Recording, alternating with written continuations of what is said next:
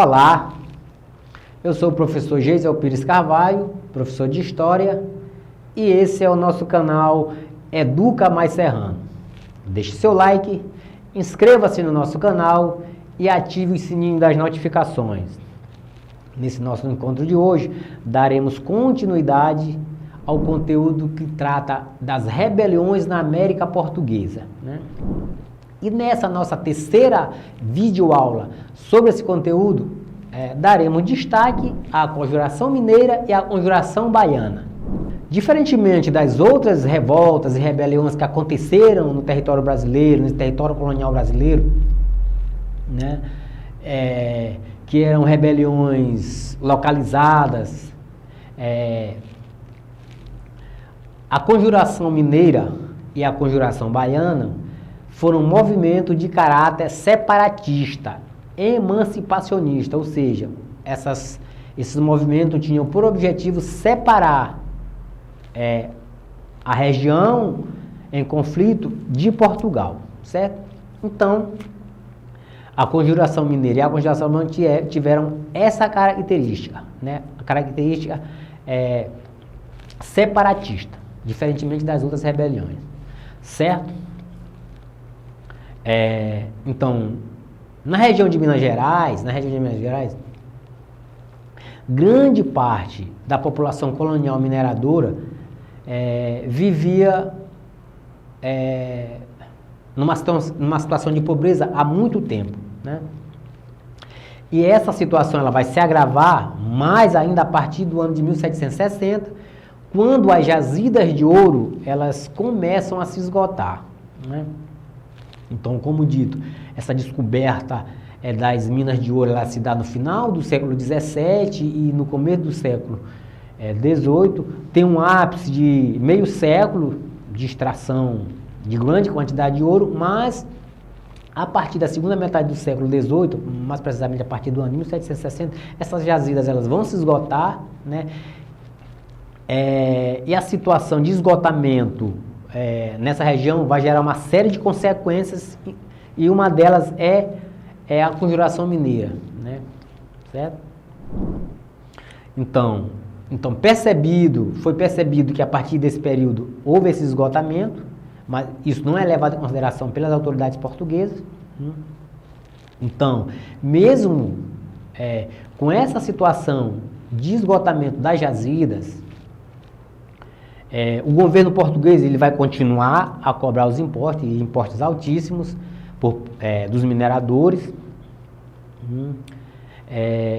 Para o governo português, a escassez do ouro não estava ligada ao esgotamento da jazida, mas sim ao contrabando, né? Ao contrabando do ouro, né? E esse contrabando acaba gerando a queda na arrecadação dos impostos. Então, para o governo português, as jazidas continuavam a produzir, quando na verdade não era isso, né? As jazidas de fato estavam se esgotando e a cobrança dos impostos continuava abusiva, e impostos altíssimos que os mineradores já não tinham mais condições de pagar. Por outro lado, uma outra decisão do governo português também vai acabar aumentando o descontamento dos mineradores dessa região. Então, o governo português ele vai proibir lá por volta do ano de 1785, vai proibir o funcionamento de manufaturas no território colonial, né? Ou seja, com exceção da produção de tecidos grossos, né, de algodão. Então, a produção de tecidos grossos de algodão, destinado ao vestuário dos escravos e usados para enfardar e empacotar vários produtos, esse tipo de produção ainda era permitido. Quando se tratava da produção de tecidos mais refinados, isso foi proibido. Isso vai gerar um descontentamento, porque tudo a partir dessa proibição vai ter que ser importado da metrópole, né? Isso, obviamente, vai encarecer os produtos. E isso também vai gerar um descontentamento por parte daquela região onde vai acontecer a conjuração mineira, certo? Então, essa imposição por parte do Reino de Portugal, por parte do governo de Portugal, de paralisar a produção mineira, como dito, vai obrigar, uma vez que é paralisada a produção nessa região, isso vai obrigar os colonos a importarem tudo aquilo que eles precisavam para consumir, né? E isso vai agravar a crise na região, e isso vai também fazer com que seja um dos motivos da conjuração mineira. Então, essa política opressiva por parte do governo português vai empobrecer ainda mais os habitantes da colônia, né? E, de uma certa forma, aumentar essa insegurança na região de Minas Gerais. Ou seja, empobrecer por quê? Porque uma vez que é proibida essas manufaturas, né, da produção de manufaturas, a importação desses produtos se torna mais caro, mais difíceis, né? E nem todo mundo tinha condições de fazer essa importação. E isso vai gerar essa insegurança nessa região de Minas Gerais, né? Mas a situação que vai se agravar, que vai ser a motivação principal, da conjuração mineira, vai se dar a partir do ano de 1788. Né? Então, a partir de 1788, a crise ela vai aumentar. E por quê? Porque quando Luiz Antônio Furtado Mendonça, o Visconde de Barbacena, que seria o novo governador da capitania de Minas Gerais, ele vem de Portugal com ordens para aumentar a receita e reforçar o controle na capitania, certo? Por outro lado, o novo governador anunciou que haveria uma derrama. E o que seria essa derrama? A derrama seria a cobrança forçada de todos os impostos atrasados. Impostos esses que nem todos tinham condição, a grande maioria não tinha condição de arcar, de pagar a coroa portuguesa, né? Então, à medida que foi anunciada essa derrama, obviamente vai haver uma insatisfação, vai haver uma revolta, né? Então, um clima de revolta por conta dessas medidas vai tomar conta da população dessa região, né?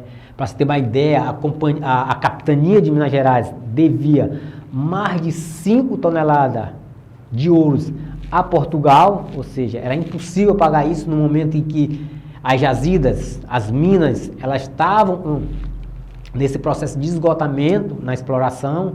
Então a capitania não tinha condições de pagar essa quantidade de ouro devido a Portugal. E isso vai gerar uma insatisfação, e esse clima de revolta na capitania de Minas Gerais vai se instalar, certo?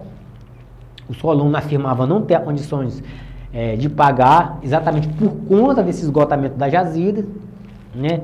Mas as autoridades portuguesas afirmavam que o pagamento não estava acontecendo por conta de que o ouro estava sendo desviado, né? Então, o governo português não queria saber se de fato estava acontecendo esse esgotamento. O governo português queria receber. E uma das formas de receber foi o anúncio da derrama, que era essa cobrança forçada dos impostos atrasados. Pois bem, então, uma vez anunciada a derrama, né, membros da elite colonial de Minas Gerais começaram então a se reunir em Vila Rica para planejar uma rebelião contra as autoridades portuguesas e a cobrança da derrama. É esse movimento, né, é essa reunião por essa elite de Minas, é esse movimento que vai se rebelar contra essas autoridades portuguesas e a cobrança da derrama, é esse movimento que ficou conhecido como a Inconfidência Mineira ou Conjuração Mineira, como queiram chamar, certo? Mas, e quem eram esses inconfidentes? Quem eram essas pessoas que fizeram parte desse movimento? Movimento que tem um grande destaque na história brasileira. Talvez seja o movimento mais conhecido quando se trata de um movimento de emancipação do território brasileiro, certo? A Inconfidência Mineira. Certo? Então, quem eram esses confidentes? Eram essas pessoas que fizeram parte da Conjuração Mineira? Quem eram essas pessoas que fizeram parte desse movimento? Pois bem, então, entre esses inconfidentes, entre os principais inconfidentes, estavam Cláudio Manuel da Costa, que era um fazendeiro e poeta. O Cláudio, ele estudou na Universidade de Coimbra, em Portugal. Outro integrante era Inácio de Alvarenga Peixoto, que era um minerador e fazendeiro. Tomás de Aquino Gonzaga era poeta e jurista, ou seja, nesse período da Conjuração Mineira ele era juiz de Vila Rica. Havia os padres José da Silva de Oliveira Rolim, que era um político do Arraial do Tijuco, né, onde hoje se encontra a cidade de Diamantina. Também esse padre era um agiota e também negociava diamantes, né. O outro padre era Carlos Correia de Toledo, que era minerador e fazendeiro, possivelmente talvez um dos homens mais ricos daquele tempo, daquela região, né. E Joaquim Silvério dos Reis, o contratador, era um contratador, né? E é quem vai delatar o movimento, é quem vai entregar o movimento, é quem vai entregar seus companheiros para as autoridades portuguesas, certo? Então, esses eram os principais integrantes desse movimento, os principais inconfidentes. Dá para se perceber que de fato é um movimento que é organizado por uma elite mineira. Pessoas que estudaram, pessoas de posses. Aqui, entre os principais integrantes, não aparecem pessoas da classe popular, com a exceção do seu principal líder, que no caso é o Tiradentes. Então, como se pode perceber, os principais integrantes do movimento eram membros da elite colonial mineira, né? Então, um dos poucos participantes da Inconfidência Mineira, da Conjuração Mineira, que não fazia parte da elite econômica mineira, era exatamente o alferes Joaquim José da Silva Xavier, que era conhecido como Tiradentes, por conta de exercer a função de dentista. Então, ele era um dos poucos, né, e não faziam parte da elite econômica mineira. E por que Tiradentes é o mais conhecido dos inconfidentes? Talvez porque era o integrante que tinha maior facilidade de fazer com que as ideias do movimento chegassem tanto na elite quanto na classe popular. O Tiradentes tinha essa facilidade de fazer com que essas ideias elas se difundissem entre todas as classes sociais. Muito por conta disso, talvez Tiradentes tenha sido o principal inconfidente, assim também como foi aquele que sofreu a pior das penas, né? A mais severa das penas, certo? Que no caso foi a morte, o enforcamento, o esquartejamento, certo?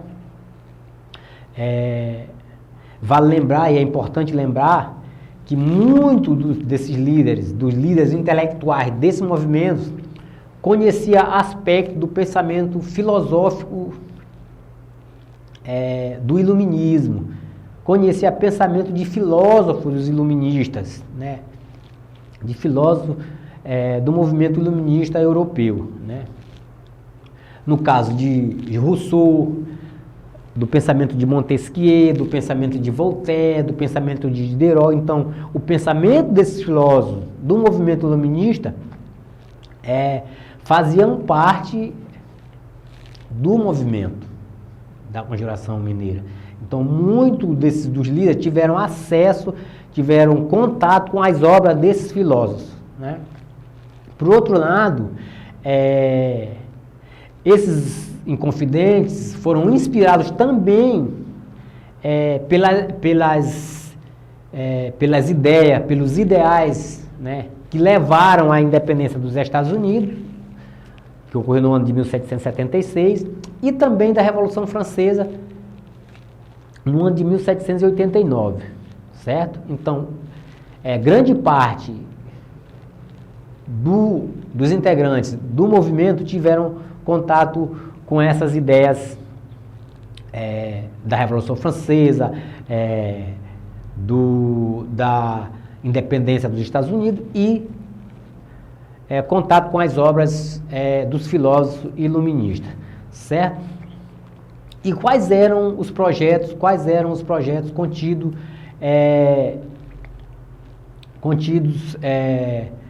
na Conjuração Mineira? Quais eram os objetivos?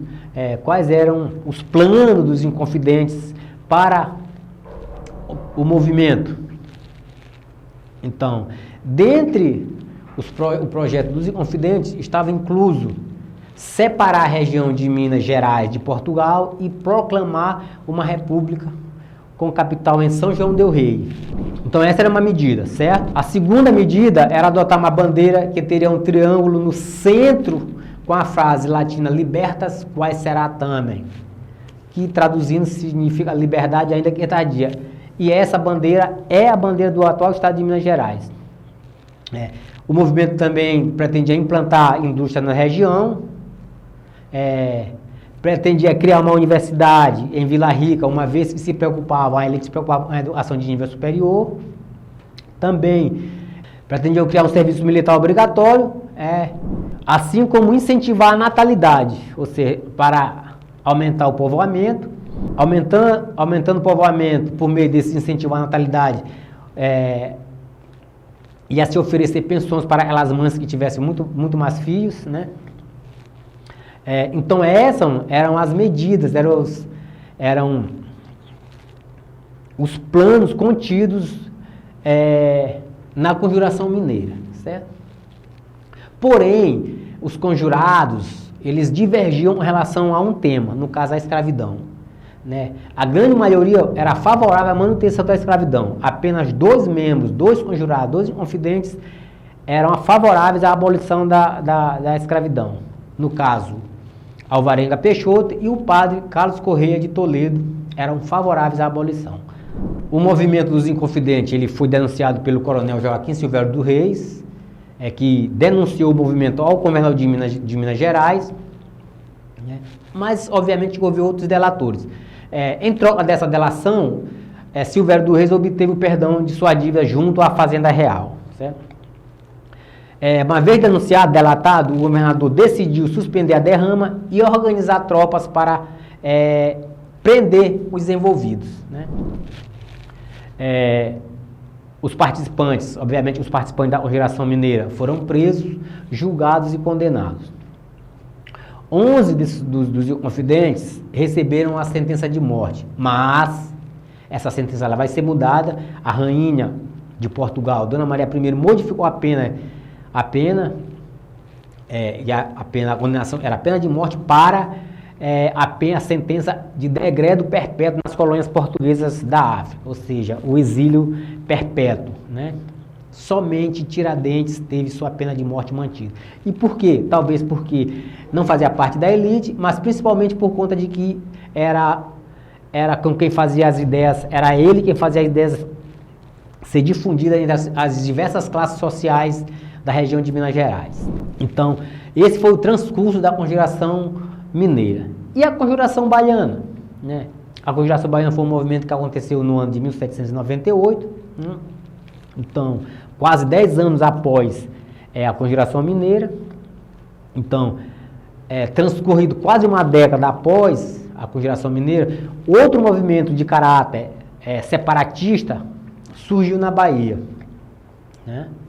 E nos quadros dos movimentos coloniais de caráter separatista, esse movimento vai se destaca na cidade de Salvador, no ano de 1798, ficou conhecido como a Conjuração Baiana ou Revolta dos Alfaiates, como queiram chamar, certo? Então, o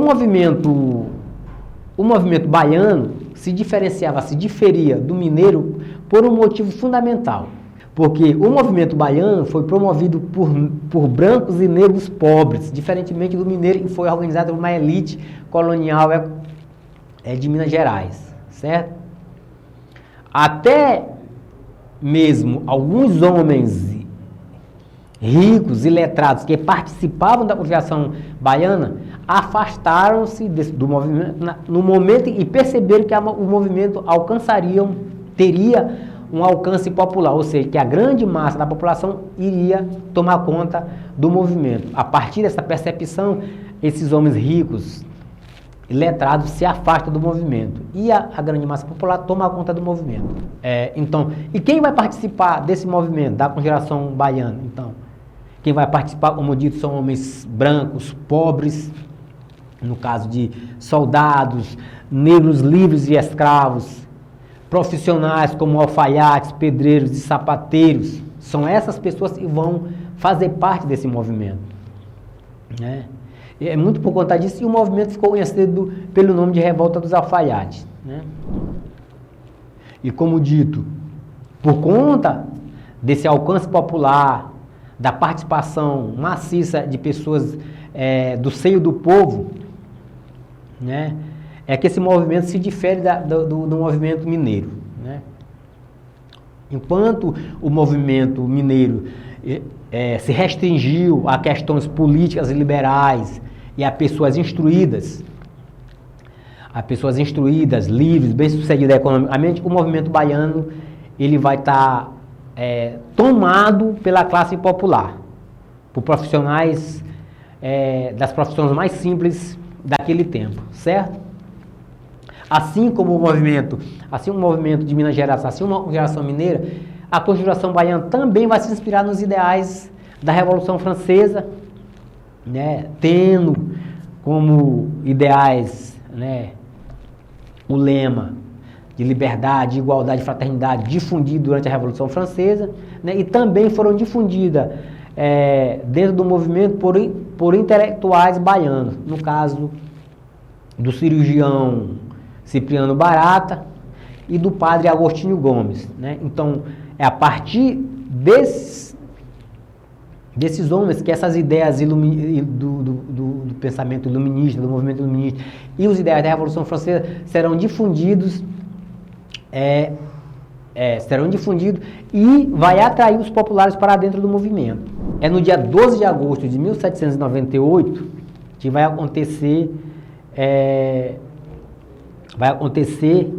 que a cidade de Salvador amanhece com dezenas de panfletos afixados em seus prédios públicos, conclamando para a conjuração, conclamando para o movimento, né?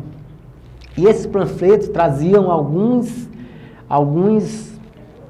ideais e deveriam ser defendidos pelo movimento. Entre as ideias que eram defendidas pelos rebeldes, eles defendiam o fim do domínio português na Bahia, defendiam a proclamação de uma república democrática, defendiam a abolição da escravidão, defendiam a abertura dos portos brasileiros a navio de todas as nações, defendiam a diminuição dos impostos e o aumento do soldo dos soldados, assim como o aumento da oferta de alimentos, certo? Então essas foram ideais defendidos pelos membros da conjuração baiana. Obviamente, como todo movimento, vai haver a reação das autoridades e a reação do governador da Bahia, que naquele tempo era Fernando José de Portugal e Castro, foi imediata e bastante dura, né? Mais de 30 participantes da revolta dos alfaiates foram presos e processados. Na Praça da Liberdade, isso aconteceu na Universidade, na Praça da Liberdade, em Salvador, no dia 8 de novembro de 1799, por ordem da rainha de Portugal, Dona Maria I, 4 líderes foram enforcados e esquartejados, né? Os alfaiates João de Deus Nascimento e Manuel Fortino dos Santos e os soldados Lucas Danta e Luiz Gonzaga das Virgens e Veiga, certo? Todos eram filhos de ex-escravos, né? Eram filhos e netos de ex-escravos, certo? Então, as penas mais duras acabaram ficando com as pessoas mais pobres, né? E esses métodos violentos de repressão tinham por objetivo de espalhar o pânico entre possíveis opositores do sistema colonial. Então, essa forma de reprimir os movimentos era fazer com que não se levantasse novos movimentos dessa natureza. E muito por conta disso, as autoridades reagiam aos movimentos de forma bastante violenta. Pois bem, então esse era o nosso encontro de hoje. Tratar da Conjuração Mineira, ou Inconfidência Mineira conhecida, movimento que ocorreu no ano de 1789, e a Conjuração Baiana, ou Revolta dos Alfaiates, que aconteceu no ano de 1791. Certo? Pedimos que você deixe seu like, inscreva-se no nosso canal e ative o sininho das notificações. Muito obrigado e até o nosso próximo encontro.